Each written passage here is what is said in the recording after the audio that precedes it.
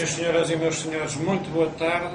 Retomamos os programas de pré-campanha eleitoral para as autárquicas Figueira da Foz 2013, 29 de setembro.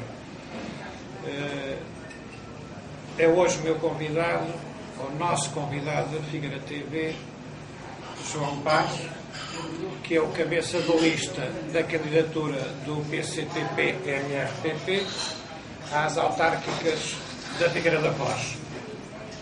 João Paz,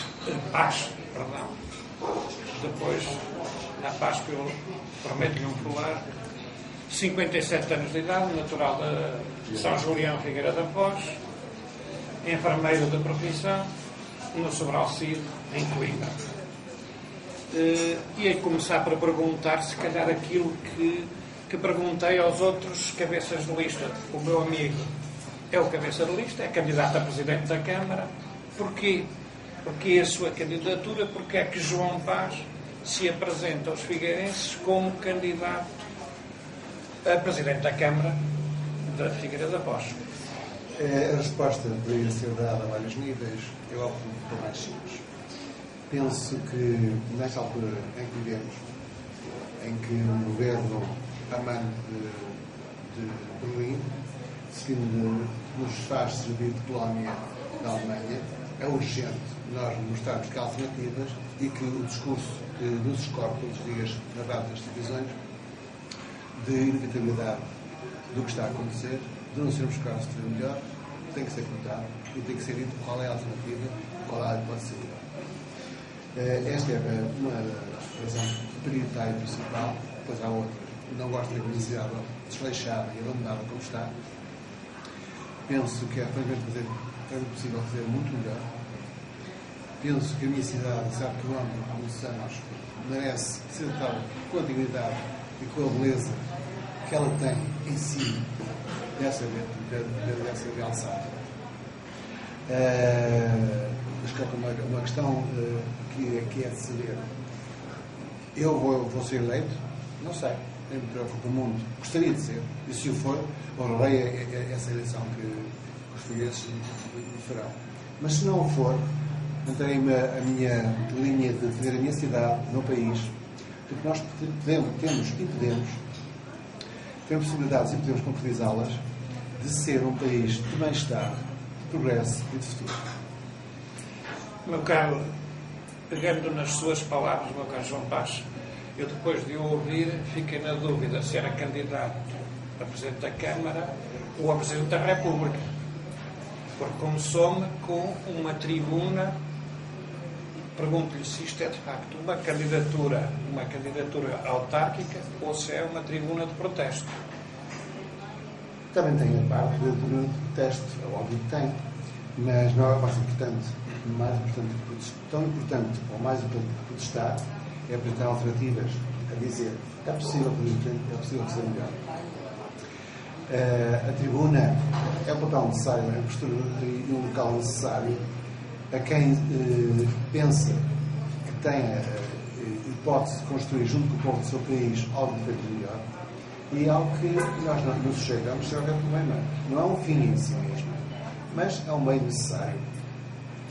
É claro que é uma candidatura de protesto, uma candidatura que se vive no nosso manifesto eleitoral. Nós apresentamos uma série de problemas que existem, mas apresentamos soluções, alternativas, vias, formas de começar a inverter aquilo que está a ser feito. Esse não é um mero protesto, é algo mais que isso. Sim, senhor. Já lá vamos depois para a segunda parte, às propostas concretas, que eu sei que também as tem por aqui no manifesto eleitoral, para além de um preâmbulo de âmbito nacional, tem depois as propostas concretas para a Figueira da Foz. Vamos para a segunda parte. Ainda começando nesta apresentação da candidatura, eu atrevia-me a perguntar-lhe, o João Paz já foi candidato por 2 vezes. Disse-me há pouco, em 93 e em 97. A pergunta que suscita às pessoas, quer aqui, quer as que nos estão a ver, seria esta: porque 16 anos depois o MRPP teria, ou o PCTP-MRPP teria acabado e ressuscitou? Não. Esta é a provocação que lhe faço agora. Eu vejo como tal, mas não veja como tal. No sentido positivo da discussão. Não, o PCTP já existe desde 1970, primeiro através do PCTP e depois de 16 através do PCTP e não acabou, nunca. Agora, naturalmente, que tem segmentos altos e segmentos baixos. E é verdade, reconheço sem problema, que a organização aqui da Figueira da Foz foi muito baixo, que me obrigou a ir concorrer a Coimbra, quando aquilo que eu gostaria era encontrar a minha terra. Essa foi a razão. Quando as condições voltaram a ser possíveis, voltaram a existir, agora voltam a encontrar a minha terra. Sim, senhor. Está a trabalhar em Coimbra, sou figueirense. Sim. Pois eu disse na abertura que trabalhamos anos em Coimbra, na área da psiquiatria, como enfermeiro. Mas ainda nesta parte, nas últimas ia lhe dizer o seguinte, porque retirei da notícia, de uma notícia lusa, há quando da apresentação da candidatura, da sua candidatura. Na candidatura de 97 não teve muitos votos. Teve 200 votos. Teve 200 votos. E agora eu leio candidato, disse o meu amigo na apresentação, dado o apoio e entusiasmo que senti, decidi avançar. Tenho expectativa de outros números, é isto que quer dizer? Claramente. Na entrevista da Claridade de Coimbra, digo que nós pensamos subir bastante, estamos a pensar em perto do dobro, mas mesmo que não consigamos eleger um vereador, a nossa luta mantém-se e está objetivo apresentar hipóteses diferentes daquelas que estão a ser apresentadas e, como cidadãos que somos, mostrar o que está mal e mostrar qual é a forma de corrigir. Então vamos por aí. O que é que está mal? A nossa opinião, o que está mal são várias coisas, mas todas elas vêm de uma coisa central, que é a política em Portugal e na Figueira em particular, desde que a CE entrou em Portugal, que tem consistido em destruir a indústria. Não só na indústria, é claro que a nível nacional podemos pensar na siderurgia, nos estaleiros navais, na frota pesqueira, uma série de outras coisas, mas também na agricultura e nas minas. Desde que a CE entrou em Portugal, tem destruído tudo o que para de concorrência a outros países da CE. A agricultura produzida à França, os estaleiros faziam concorrência à Alemanha, tudo que fazia concorrência a outros países da CE, a CE acabou com a Portugal. Na Figueira, fiz exemplo. Nós tínhamos fábricas pujantes, têxteis, de plásticos, de transformação de madeira, de cal, de cimento. Neste não temos nada. Temos unicamente, como lembro de momento, as celuloses com o Centro Social de Lisboa, com o que isso implica de perda de bastantes para a Figueira, e a Fontela. Pouco mais há que isto. É claro que isto faz o quê?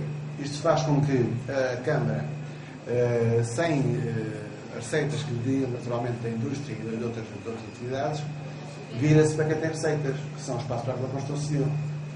E então, de uma forma distorcida, muito errada, são a Câmara, alterando o PDM do prazer e construindo relações com o ponto calante, que são a construção, é uma enchente claramente excessiva e é uma alteração para o Estado. Deixe-me, ainda na parte geral, com a crítica contundente que fez a União Europeia, defende a saída da União Europeia? Eu não defendo a saída da União Europeia, mas também não a temo. É a mesma questão que põe em relação ao euro. O euro foi criado para servir a Alemanha. Mas nós devemos, neste momento, ter a saída do euro? Ainda, neste momento, não. É possível que, com o argumento inaudito que este governo está a fazer com a instituição do resto de Portugal, daqui a uns tempos tinha mesmo saído do euro. Mas para já não defendo. Mas também não temo.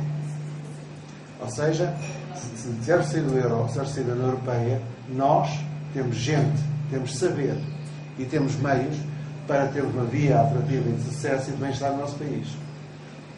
Isso quer dizer, por exemplo, quando fala enfim, do tecido industrial,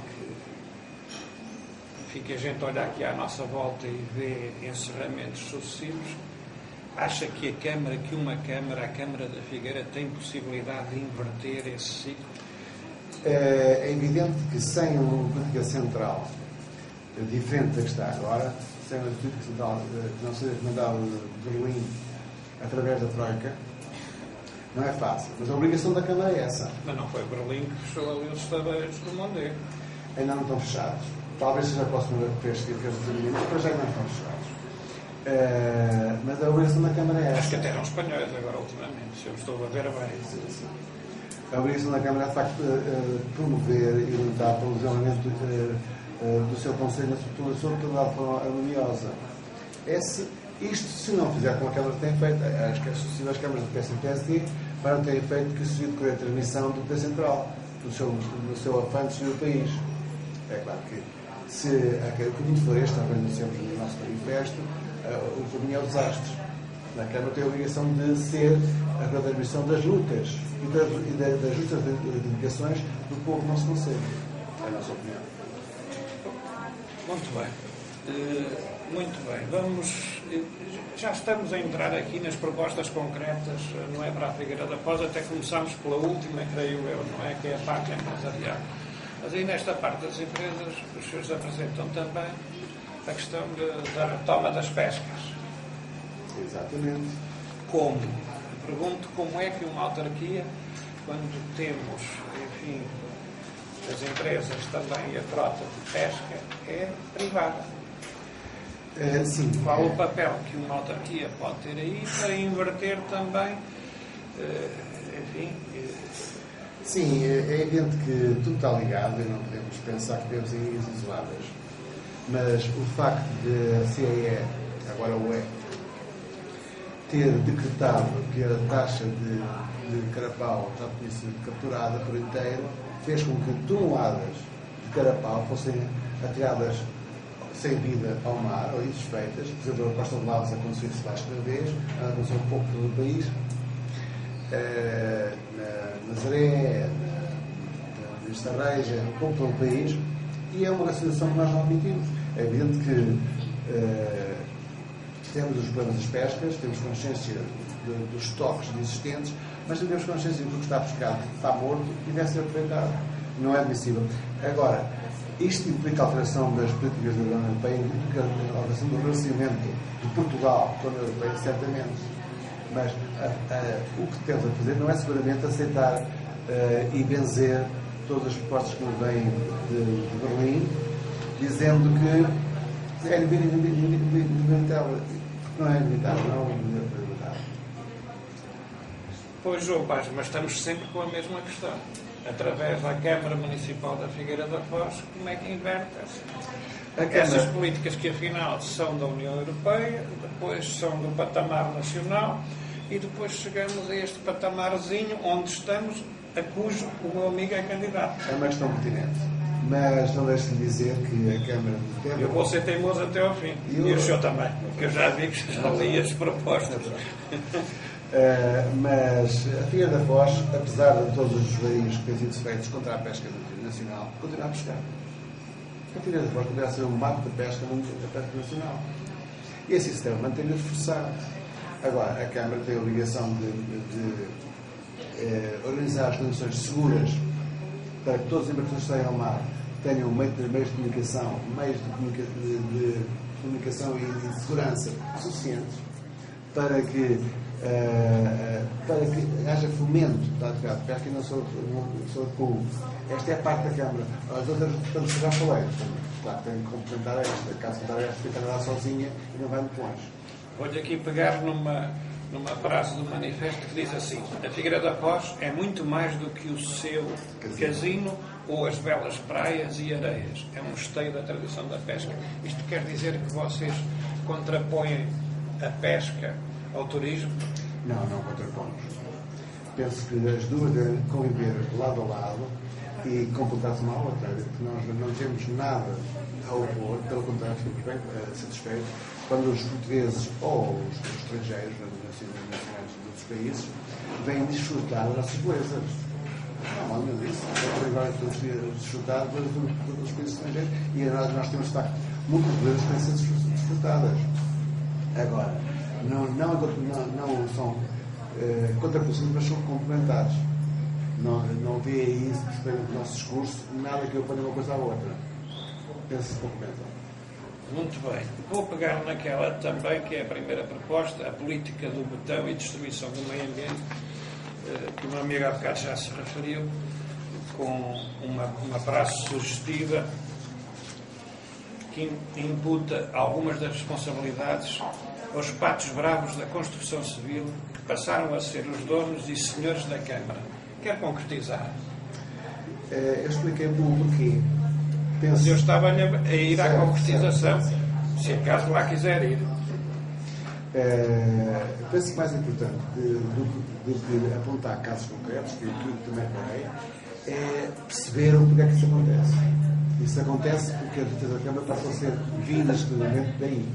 Mas o caso da Ponte Grande, que é é um dos casos mais gritantes, mas há mais. Da Varede, há casos de fuga ao plano municipal para construir relações. E uma série de casos do nosso Conselho são, de facto, para as relações do plano diretor municipal, à altura existente, e, no caso da Ponte Grande, é um caso. Foi utilizado numa altura legal.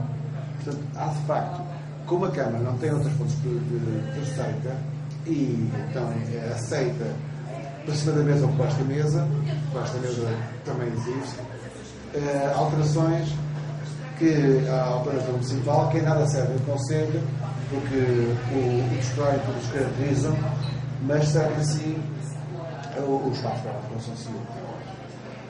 Pois, meu caro, mas a verdade é esta, é que as palavras de facto são duras, não é? Quando diz que passaram a ser donos e senhores da Câmara e depois mais à frente, conseguindo quase sempre à custa da corrupção e compadrio, estas palavras são duras. E às vezes dá vontade de perguntar se é apenas uma bandeira que se atira, e às vezes as palavras duras são perigosas, quando se atira, ou se têm nome e rosto. Quando diz que se apropriaram da Câmara. É nesse particular que eu digo, bem, apropriaram-se da Câmara, e eu digo assim, caramba, quando leio isto. As palavras são duras. São. Eu expliquei o porquê.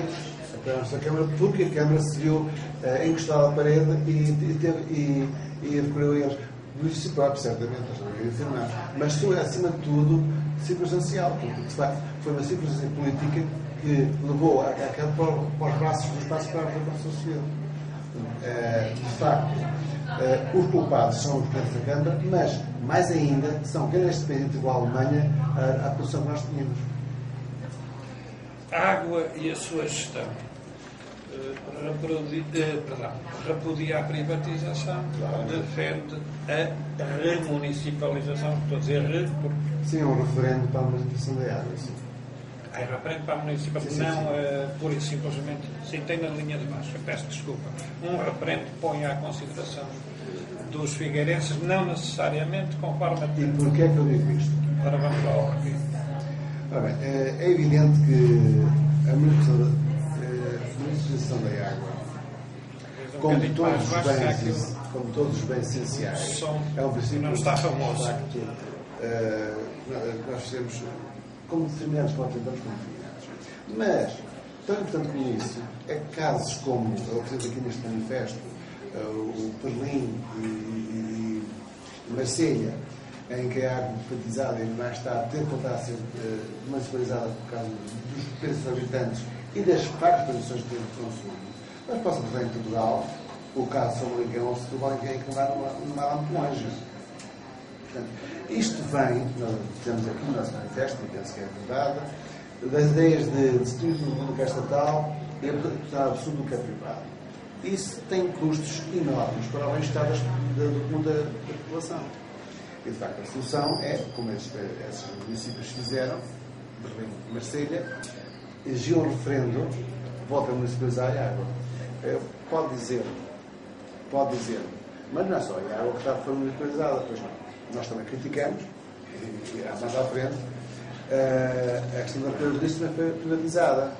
Pois, como estamos a aproximar, nós começamos a conversar e depois o tempo vai voando. Eu gosto desse tema da limpeza e da recolha do lixo, até porque o João Paz coloca aqui a questão da limpeza das abadias E já agora pergunto-lhe, que não vem aqui, se a limpeza daquele batatal que está por ali na praia, justamente na zona da Ponte do Galante, que se chama um pasto da biodiversidade, coisa que me cria alguma perplexidade.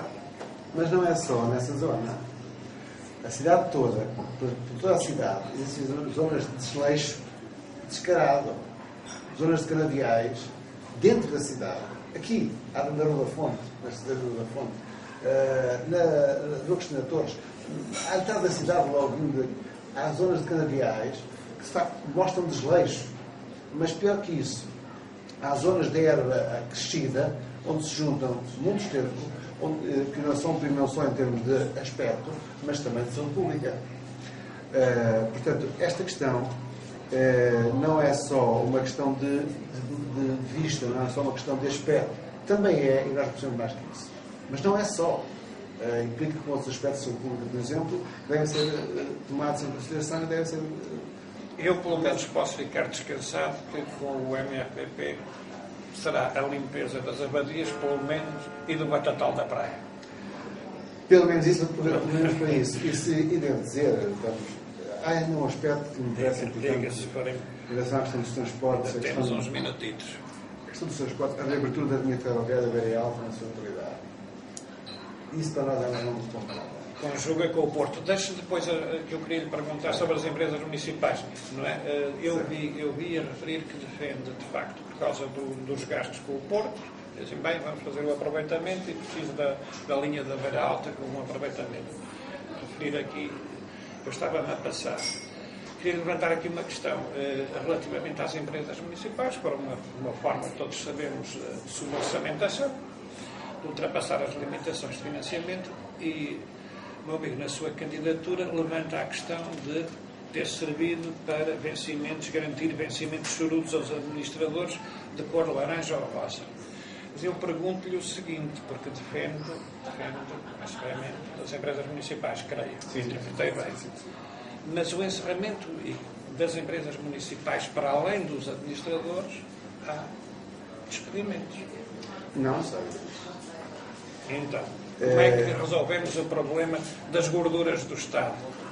As gorduras do Estado... As gorduras do Estado não são gente. As gorduras do Estado são argumentos falaciosos de quem não quer Estado.